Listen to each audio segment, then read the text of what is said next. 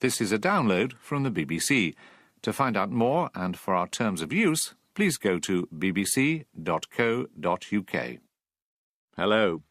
He never led his party or held one of the great offices of state, and his death at 88 was not unexpected. So why did Radio 4 make so many schedule changes to mark the passing of Tony Benn? It was a bit like the way they went overboard with the Margaret Thatcher thing when she died last year. It's a bit of a BBC thing, I think, isn't it? Radio 4's head of scheduling is on hand to explain why he dropped Book of the Week and Saturday's Inspector Rebus drama for programmes about the Labour grandee. Also in this week's feedback, we go behind the scenes at broadcasting's Inquisition, otherwise known as the Moral Maze, with its own Torquemada, Michael Burke. Chairing the Moral Maze has been a degree course for me. These are subjects that I, sometimes haven't thought as much about as I should, and the programme clarifies my ideas. We also try to find out how female breakfast show presenters can avoid ending up in Sidekick Alley, to quote Jane Garvey. And... Fox head, fox clock, fox face, fox box. No, not fox box, it's a type of dance. Tango! John Finnemore, the writer of Radio 4's Cabin Pressure, tells us why he's bailed out of the hugely successful comedy series when it was in full flight. I had similar crises of confidence myself, thinking, hang on, this is a superb job. I can't believe I'm throwing it away before I have to. More from the self-destructing John Finnemore later. But first, the former Lord Stansgate, later Anthony Wedgwood Benn, and finally, Tony Benn, a politician loathed by the right and by some of his own party, yet idolised by many. His death last Friday was headline news, but what is open to debate is how much airtime should have been devoted to his passing, or indeed to that of other public figures. It's an issue that crops up regularly on feedback, most recently following the death of Nelson Mandela. And many listeners believe this network overreacts to such predictable events with excessive coverage of them. Hello, this is Polly Taylor. What on earth is Radio 4 playing at? I switched on the radio this afternoon, hoping to hear the play, and what do I get? Oh, we've changed the programme. We're now going to have another hour on Tony Benn. Now, surely to goodness there was enough on the news programmes about him yesterday. My name's Liz Roberts. I live in Doncaster in South Yorkshire.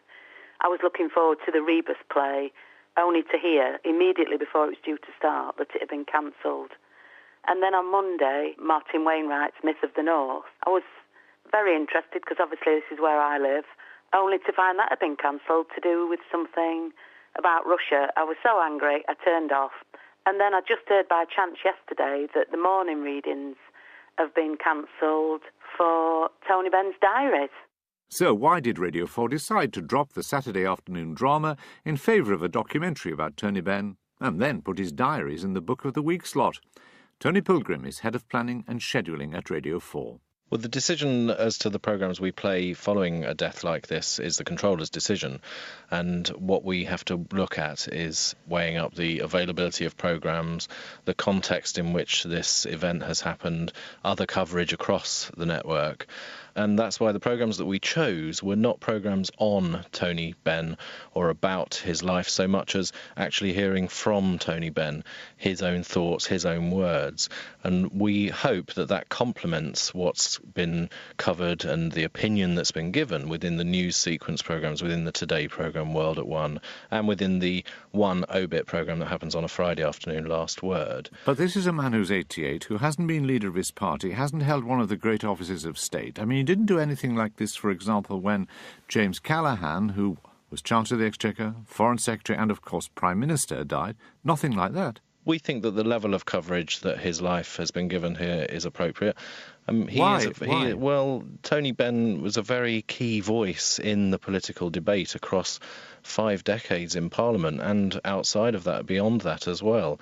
So his views have shaped the debate, and his life has been significant in the political world in this country. Well, let's move on to the other thing you did, which was to cancel, or at least postpone, Martin Wainwright's The Myth of the North and replace it with repeats of 5 episodes of Martin Sixsmith's The History of Russia. Why did you do that? Well, with the Russia series, we felt with the current events in Russia and Ukraine that to be able to go back to our 50-part narrative history series and pull out the contextualising moments in that series would be a very interesting thing for the audience in this week. And the programmes that we've ended up replacing won't be lost to the audience. We have rescheduled those in a few weeks' time, but now was the time really to be able to bring these 5 episodes from that series back to the audience to help give perhaps a different contextualisation than they get in all the other coverage that they're hearing and seeing at this time. But as you've heard from the listeners we played at the beginning of this item, and the lots more we could have played, a lot of people are annoyed by these last-minute schedule changes, aren't they? Well, some people are, and of course I regret it when anyone's annoyed about our schedule. The only thing I'll say, Roger, is that if an hour goes in, an hour has to come out. Something has to come out to make room. What we did here was put in a programme that actually was very highly appreciated by those that liked it. We've got very good feedback on how much they enjoyed the Tony Benn on the Radio programme on the Saturday afternoon. We try to minimise disruption to the schedule, but do it where we really think it makes sense, where we think there's a real moment where we have to do things, and then we usually find somewhere else for the programmes that the audience were expecting to go, and we try to make it as clear as possible to the audience what's happened. But I can see that too much of that disruption can be disappointing for some people. Tony Pilgrim, Radio 4's head of planning and scheduling. Now, the moral maze is designed to be combative and provocative, as well as enlightening. It thrives on controversial and ethically complex subjects, all of which are thrashed out live in the studio by 4 panellists and 4 witnesses. The maze seldom fails to incite some sort of reaction from feedback listeners, both positive and negative. So, on Wednesday afternoon, armed with some of those comments and questions of my own, I went along to New Broadcasting House to watch this week's edition get to air. I talked first to the producer Phil Peagum and asked him what subject had been chosen for that night's discussion. We're looking at the idea of victimless crime. We've put together 2 stories that are in the news where we feel that's at the core of both of these stories. The first is the campaign to reform the laws that cover prostitution. The second is the campaign to legalise cannabis for personal use. Well, you decide on the subject matter. Now all you have to do is find witnesses. How do you do that? We hit the phones, as the saying goes, and do a detailed research conversation with them to find out what their views are and would they stand up to taking part in the programme. Because it's a tough thing to do. It's live and it can be confrontational, but it's always designed to challenge people's views, to examine people's beliefs. Can I put a point to you? And this is from Elizabeth Dare, who's a 76-year-old terminal cancer suffering, and she listened to your programme on assisted dying, and she said she despaired at, and I quote, "The biased panel chosen, the predominantly anti-panel, was aggressive and bullying to the doctor, who mildly, in her view, presented the argument for assisted dying." Did you think on reflection that that doctor was treated too harshly? Well, I'm sorry Elizabeth Dare felt that we'd been unfair to the witness in that case. I don't think we were, because the purpose of the programme is to challenge and examine people's evidence. And we get a balance from both sides. We had 2 witnesses who were arguing for assisted dying and 2 witnesses who were arguing against it, and the panel was equally balanced. But would you actually prefer the excitement of being live? If we didn't have a live programme, it would lose something. It would lose that edge, that tension that makes it unique. Ah, Mr. Burke has just arrived. Welcome to Feedback, Michael. Would you do it if it wasn't live? I mean, is it really important to you that this is a live programme? I think it's hugely important that it's live. I do sometimes wonder if it would be quite the same programme if it was recorded. It's its very liveness and the fact that you can't do it twice. For all its ills, for all its rough edges sometimes, and for all its unconcluded arguments, that is its essential liveliness, literally liveliness, I think.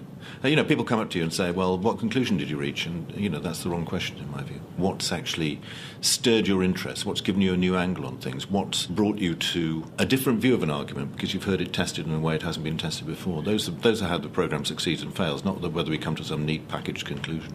Well, when I was preparing to do this programme, I asked a friend said to me when they found out I was doing it, has Michael Burke ever changed his mind on a subject as the result of chairing this programme? Have you? Yeah. Chairing the Moral Maze has been a degree course for me. These are subjects that I, sometimes haven't thought as much about as I should, and the programme clarifies my ideas. and changes quite a few of them. It's a tricky subject tonight, isn't it, in the sense that you've got two central cases to examine in terms of whether there are victims, prostitution on the one hand, cannabis on the other. Do you think it's going to be tricky? It's tricky because we want to actually talk about the underlying moral principles as opposed to, if you like, the policy issues in these two particular areas. The temptation, particularly amongst journalists like me and people in the policy area, if you like, is to start talking about what is politically possible or about the pragmatism, and keeping it on the moral level as opposed to the political and pragmatic level is the trick to the moral maze nearly every week. I'm going to kick off by saying something along the lines that... Well, it's 7 p.m, just an hour to go before the live broadcast, and all of the members of tonight's panel have arrived. Claire, are you going to take the sort of libertarian line? They're going through their respective positions for tonight's Moral Maze, with producer Phil Peagum and presenter Michael Burke. I am probably going to take the libertarian. Yes, I can. Hello, brilliant. Thank you very much. Sorry. It's now coming up almost to 5 to 8. As I look through the window, I can see the team arranged around almost a circular table. To Michael Burke's right, you've got Claire Fox, and you've also got Giles Fraser, and to his left, Michael Portillo and Anne McElvoy. Now, the Moral Maze, live with Michael Burke. Good evening. Sex and drugs tonight, rock and roll next week. Actually, the arguments are deeper than just sex and drugs. What's your moral basis for interfering in consensual activity? Well, I think we should trouble this notion of consent. Help yourself and have a spliff and calm down. Anne McElvoy. If such a thing were thinkable at the BBC. That, dear listener, is where the programme ends, but believe me, the discussion won't. That's it for this week from our panel. Well, the Moral Maze has been off the air about 4 minutes, and I've rather ungenerously moved into Michael Burke's seat. Following the end of the programme, you were all talking very vigorously. I mean, there wasn't a sense in which, we've done the show, we'll pop off. McElvoy, is this normal for you to continue arguing afterwards? Yes, I think it does. I mean, it's always a sign that if you feel it's gone very well, that you want to keep on going and you want to keep arguing it out. And I also think that should be the aim, and it's what I've always liked when I've listened to it at home, is I used to lie in the bath and talk to myself about it and argue with myself. Claire Fox, when you're asked for what your broad position is when they ring around, do you sometimes have difficulty in deciding at that early stage what you actually think? Yeah, of course. I mean, it depends on what the topic is. Something like assisted suicide, for example, I've thought a lot about. I've been asked to speak on it endlessly. But I don't get asked to speak on prostitution all the time. And so, yes, sometimes you have to really dig deep and think and do a lot of reading and preparation. And Giles Fraser, it didn't seem to me today you were going through the motions of putting an argument. You were getting quite worked up. Do you always get worked up in that way? I think I do. Anne's nodding. I always get worked up. Well, Michael, you were sitting next to Michael Burke, I noticed, which I'm sure is deliberate. I noticed his hand on your shoulder on a number of occasions. David Hume said, reason is and ought only ever to be a slave to the passions. And I sort of agree with that. I think some of this stuff is passionate and it comes from the gut, and that's sort of how I argue. Well, our listeners love the programme. Here's listener Jerry Meany, who wants to say this.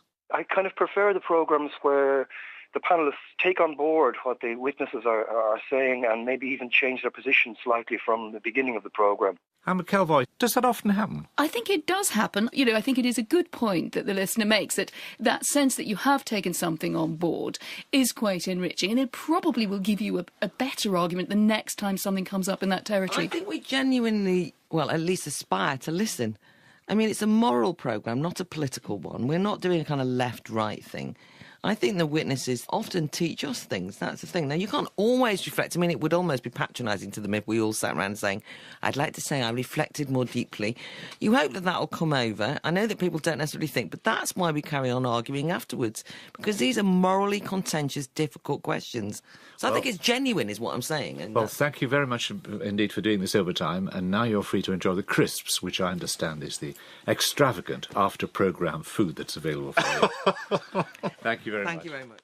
Our thanks to Michael Burke, producer Phil Peagum, and to all of those caught up in the Moral Maze. And, of course, if there's anything, and I mean anything, about BBC Radio you'd like to comment on, do please get in touch. There are, of course, a number of ways of doing so. You can email feedback@bbc.co.uk or leave a phone message on 03 333 444 544. Standard landline charges apply, but some mobile networks might charge more. You can tweet BBC Off for feedback or send me a letter to feedback PO Box 67234 London SE1P 4AX. All those details are on our website. And now, for a representative of what has been a relatively rare species. Our big story in West Yorkshire this morning is where next for Leeds United. The prospective owner, the tax bill, the yacht, the investment into the club, and the big question mark about, well, what do we do now? That's Liz Green presenting her breakfast show on BBC Radio Leeds. At the moment, Liz is one of just 3 solo women breakfast presenters throughout the 39-strong network of local BBC radio stations in England. 8 more have a female co-presenter, but the early morning slot is still very much a male domain. However, in August last year, the BBC's Director-General, Tony Hall, announced he wanted to see half of all local breakfast shows presented or co-presented by women by the end of this year. Will it be done? And on time? The man charged with ensuring that his boss's aspirations are achieved is David Holdsworth, the BBC's Controller of English Regions. I asked whether Tony Hall had consulted with him before announcing his plan. Yes, I had a number of conversations, and we agreed that aiming to have half of our radio stations with a woman in the presenter mix at breakfast time was a reasonable aspiration given the overall work we've been doing, frankly, to improve the gender mix of local radio presentation generally. Can I ask you what the target means, though? It does not mean that 50% of presenters on breakfast programmes will be women, does it? I mean, theoretically it could mean only 25%, in that if half the shows have to have a woman presenter, if there are 2 people presenting those shows, one of whom is a woman, and half the shows only with a man presenting, that, by my calculation, is 25%. Well, if I might say so, we might get a bit lost in numbers here. I think the more important point... No, it's not 50%, though, is it? You do not have to ensure that 50% of the presenters of breakfast programmes are women. I have to ensure that half of the programmes have a woman in the mix, and in the most extreme example you've described, the statistics could come out, as you say, but that would still represent significant progress. And I do want to make the point that across radio in general, there is an issue about ensuring that presenters represent the audience back to themselves, whether that be by gender, whether by age or ethnicity. And that is part of this bigger work that we're doing. Because if you look at local radio as a whole, about 3/4 of the hours that are presented across local radio are presented by men. But about half the audience are men and half are women. And we would like to correct that imbalance. So you have a target, then, of achieving 50% of your presenters being women? In the long run, I think the target is to ensure that presenters naturally reflect back the audience they serve by the various backgrounds. I think it's most comfortable if those backgrounds roughly reflect the audience that the presenters are serving. But you still have no target to achieve 50% of your presenters being women? In the long run, I think that would be the right place to be. But it's not a target at the moment? No, because we don't set targets by gender. I make the point again that this is an aspiration, this is something we're aiming for, but it's not a formal target. Now, what situation are you in at the moment? How much of a stretch is it to get to that 50% of breakfast shows having at least one presenter being a woman? Well, I'm reasonably confident about it. We started off with 9 of our programmes out of the 39 stations being in that position. Shortly we will be, I believe, at about 15 in a couple of months' time from the decisions I know that have already been taken and already enacted. And I'm then aware of another group of stations that see an editorial benefit in double-headed presentation, which will open up more opportunities. So I'd anticipate that sometime in the second half of this year, we will get to that position. But it obviously could mean in some circumstances popular presenters do a good job, losing their job because they're a man.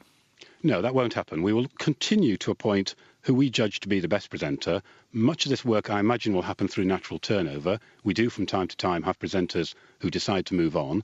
It's those opportunities that we will be taking. We will continue to appoint the best presenters. We have actually appointed men to 2 breakfast shows in the last 3 months because we judge them to be the best candidates for those roles. But forgive me, if you're going to increase the proportion of women, you have to decrease the proportion of men. That will be true, but also we are increasing the number of programmes that have 2 presenters rather than 1, which opens up more opportunities for all, and I think actually suits the pace and rhythm of an all-speech breakfast show, much in the way that the Today programme on your own station, Radio 4, has 2 presenters each morning. How do you ensure that the women on these breakfast programmes aren't, as Jane Garvey put it recently to us, parked right up Sidekick Alley? In other words, they may be joint presenters, but they're definitely second presenters. Yes, a very Jane Garvey expression, if I might say so. And of course, Jane is a previous local radio breakfast presenter. So perhaps she speaks of experience of being up Sidekick Alley. I don't think so. She presented a breakfast show on her own. I know what Jane's alluding to. We will have failed if we end up with a stereotypical mix of an older, apparently wiser man and a younger, apparently giddier and frothier woman. If we do that, we will be only reinforcing stereotypes. We'll go backwards.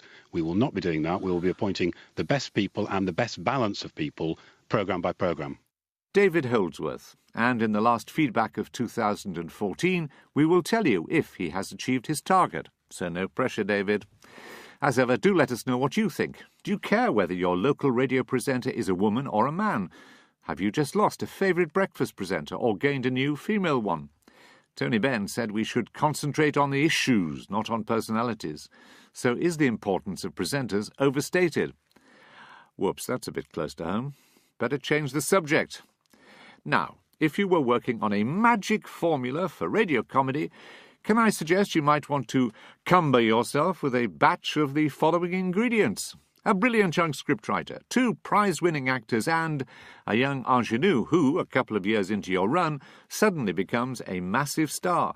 Put them all into the cockpit of a plane, throw in lots of jokes about cheese and lemons, and Bob, or rather Rogers, your uncle. Martin. Hello, what's the news? Bird strike, as we thought. A big one, probably a goose. Oh, no, is it all right? That was, of course, Cabin Pressure, the hugely successful airborne sitcom written by John Finnemore and starring alongside him Benedict Cumberbatch, Roger Allam and Stephanie Cole. There was much wailing and gnashing of teeth amongst Radio 4 listeners when it was announced that the programme was to be permanently grounded after a final one-off special. In fact, nearly 23,000 people applied for the 200 tickets for the recording of that final episode, unprecedented for a radio comedy. My name's Nick, and I live in the southeast of England, and I'm addicted to Cabin Pressure. I just love the combination of the intelligent humour, the touch of the surreal, the pacing, and the characters. They're so complimentary. Can I just clarify the rules? Oh, goody. If someone says fizz, Buzz. you have to say buzz. Have a banana. And if someone says buzz, Have a banana. you say have a banana. My name is Deborah Moore. I am very sorry to hear that there's only going to be one more episode, but at the same time, I can see that you can't keep on coming up with new plot lines and making it as funny, so I'd rather it was finished on a good note than tailing off and becoming stale. I'm not saying it. Go on, Mum, try it. It's really fun to say. No. Fine. Have a banana. My name is Trish. I mean, what makes it for me is Douglas with his wonderful sarcasm and the interplay between him and Carolyn. Let me assure you that the cabin crew like to think of ourselves as your hosts and would be insulted to be offered a tip. The pilots, however, like to think of themselves as your pilots. Please slide your insults under the flight deck door. It's just a great series. I'm really sorry to see it end. So why call a halt to the series now, when it's at the height of its popularity? A question I put to its writer and star John Finnemore. There will not be another series, and the reason why not is because I finished telling the story. When the final episode goes out, that will, I hope, provide a satisfying ending to the whole story of MJ on Air, and there'll be no more tales left to tell. Feedback listener Garth Davis wants, can't you do anything to change your mind? Well, I mean, I could, and sometimes particularly when I was writing it, I had similar crises of confidence myself, thinking, hang on, this is a superb job, I can't believe I'm throwing it away before I have to. But it's a long-standing decision. I decided after the second series that it was going to have to end somewhere, and that I would like to build it towards a satisfying conclusion, and I decided then that 2 more series and a special, if it got recommissioned, would take me to the end of the alphabet, and I could use that as a place to build towards, as I say, a satisfying resolution rather than it just stopping one day. And the final episode is called Zurich.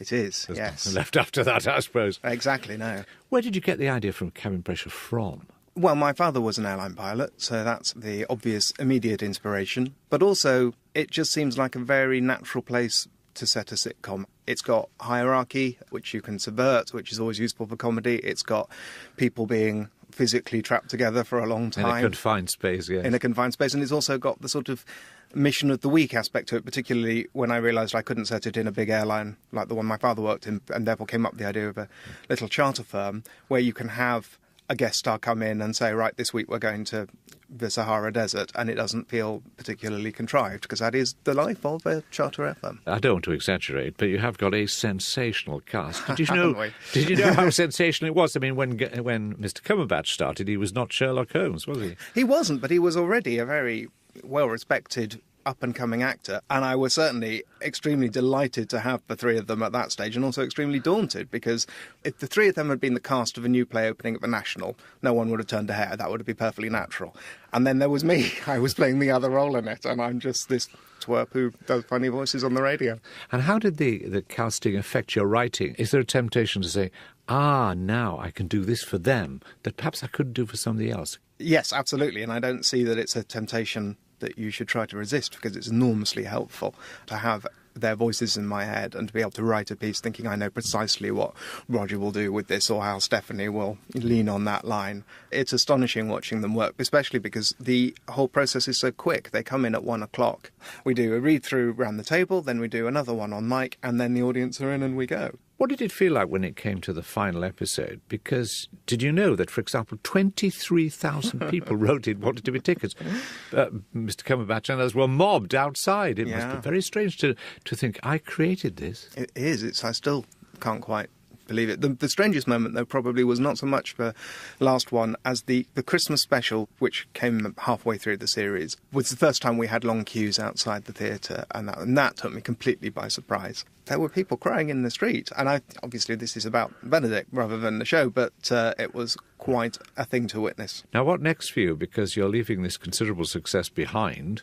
Is there something actually that you've been desperate to write for the last 2 to 3 years and haven't had the time to do? There are a few things that I would like to. I love doing Cabin Pressure. I'm very proud of it, and I've had such pleasure writing it, but it has been 6 years of my life, and I am looking forward to finding new characters and new stories to write. Meanwhile, I also write a sketch show called Jump in a More Souvenir Programme, and we're doing another series of that in the summer, and I look forward to carrying on doing that. And finally, if Cabin Pressure is no more, what about Arthur? Any chance that he may change his job and you'd revisit him in a new occupation? A Frasier style, you mean? He goes off. Yes. And, well, I mean, I can't tell you, because that would reveal what happens to him in Zurich, and only I and the 200 people who did manage to get into the Drury Theatre know that at the moment. John Finnemore, writer and star of Cabin Pressure. And just to let you know, that final Zurich episode will be on Radio 4 during the Christmas period. So, only about 270 days to go. Goodbye. Of coverage that his life has been given here is appropriate. Why? Well, Tony Benn was a very key voice in the political debate across 5 decades in Parliament and outside of that, beyond that as well. So his views have shaped the debate, and his life has been significant in the political world in this country. Well, let's move on to the other thing you did, which was to cancel, or at least postpone, Martin Wainwright's The Myth of the North and replace it with repeats of 5 episodes of Martin Sixsmith's The History of Russia. Why did you do that? Well, with the Russia series, we felt with the current events in Russia and Ukraine that to be able to go back to our 50-part narrative history series and pull out the contextualizing moments in that series would be a very interesting thing for the audience in this week. And the programmes that we've ended up replacing won't be lost to the audience. We have rescheduled those in a few weeks' time, but now was the time really to be able to bring these 5 episodes from that series back to the audience. This is a download from the BBC. To find out more and for our terms of use, please go to bbc.co.uk. Hello. He never led his party or held one of the great offices of state, and his death at 88 was not unexpected. So why did Radio 4 make so many schedule changes to mark the passing of Tony Benn? It was a bit like the way they went overboard with the Margaret Thatcher thing when she died last year. It's a bit of a BBC thing, I think, isn't it? Radio 4's head of scheduling is on hand to explain why he dropped Book of the Week and Saturday's Inspector Rebus drama for programmes about the Labour grandee. Also in this week's feedback, we go behind the scenes at broadcasting's Inquisition, otherwise known as the Moral Maze, with its own Torquemada, Michael Burke. Chairing the Moral Maze has been a degree course for me. These are subjects that I, sometimes haven't thought as much about as I should, and the programme clarifies my ideas. We also try to find out how female breakfast show presenters can avoid about Tony Benn and then put his diaries in the Book of the Week slot. Tony Pilgrim is Head of Planning and Scheduling at Radio 4. Well, the decision as to the programmes we play following a death like this is the controller's decision. And what we have to look at is weighing up the availability of programmes, the context in which this event has happened, other coverage across the network. And that's why the programmes that we chose were not programmes on Tony Benn or about his life so much as actually hearing from Tony Benn, his own thoughts, his own words. And we hope that that complements what's been covered and the opinion that's been given within the news sequence programmes, within the Today programme World at One, and within the One Obit programme that happens on a Friday afternoon, Last Word. But this is a man who's 88, who hasn't been leader of his party, hasn't held one of the great offices of state. I mean, he didn't do anything like this, for example, when James Callaghan, who was Chancellor of the Exchequer, Foreign Secretary and, of course, Prime Minister, died. Nothing like that. We think that the level of... Ending up in Sidekick Alley, to quote Jane Garvey. And... Fox head, fox clock, fox face, fox box. No, not fox box, it's a type of dance. Tango! John Finnemore, the writer of Radio 4's Cabin Pressure, tells us why he's bailed out of the hugely successful comedy series when it was in full flight. I had similar crises of confidence myself, thinking, hang on, this is a superb job. I can't believe I'm throwing it away before I have to. More from the self-destructing John Finnemore later. But first, the former Lord Stansgate, later Anthony Wedgwood Benn, and finally, Tony Benn, a politician loathed by the right and by some of his own party, yet idolised by many. His death last Friday was headline news, but what is open to debate is how much airtime should have been devoted to his passing, or indeed to that of other public figures. It's an issue that crops up regularly on Feedback, most recently following the death of Nelson Mandela. And many listeners believe this network overreacts to such predictable events with excessive coverage of them. Hello, this is Polly Taylor. What on earth is Radio 4 playing at? I switched on the radio this afternoon, hoping to hear the play, and what do I get? Oh, we've changed the programme. We're now going to have another hour on Tony Benn. Now, surely to goodness there was enough on the news programmes about him yesterday. My name's Liz Roberts. I live in Doncaster in South Yorkshire. I was looking forward to the Rebus play, only to hear immediately before it was due to start that it had been cancelled. And then on Monday, Martin Wainwright's Myth of the North. I was very interested because obviously this is where I live, only to find that had been cancelled to do with something about Russia. I was so angry, I turned off. And then I just heard by chance yesterday that the morning readings have been cancelled for Tony Benn's diaries. So why did Radio 4 decide to drop the Saturday afternoon drama in favour of a documentary?